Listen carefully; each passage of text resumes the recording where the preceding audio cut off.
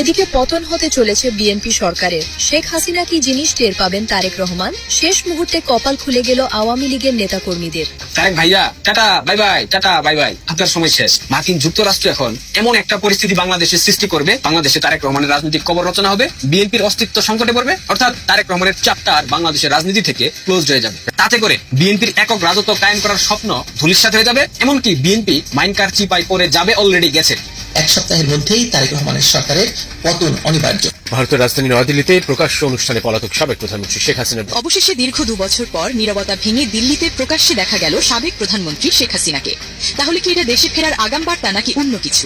উল্টো সবুজ সংকেত মিলছে আওয়ামী লীগ নেতাদের। এর পেছনে কি ভারতের কোনো অদৃশ্য বার্তা কাজ করছে, নাকি শেখ হাসিনার ডিসেম্বরে দেশে ফেরার ঘোষণার সাথে জড়িয়ে আছে এই নির্বাচনের সরাসরি সম্পর্ক? তারেক এখন হারে হারে টের পাইতেছে আওয়ামী লীগ কি পরিমাণ ধারালো রামের করাত, আসতেও কাটে যাইতেও কাটে। ভূ রাজনীতির দাবার গুটি কখন কোন দিকে যায় কেউ যেমন বলতে পারে না, বাংলাদেশের সর্ববৃহৎ সবচাইতে একটা বৃহত্তম রাজনৈতিক দলকে তেমন দীর্ঘদিন ধরে নিষিদ্ধ করেও আটকে রাখা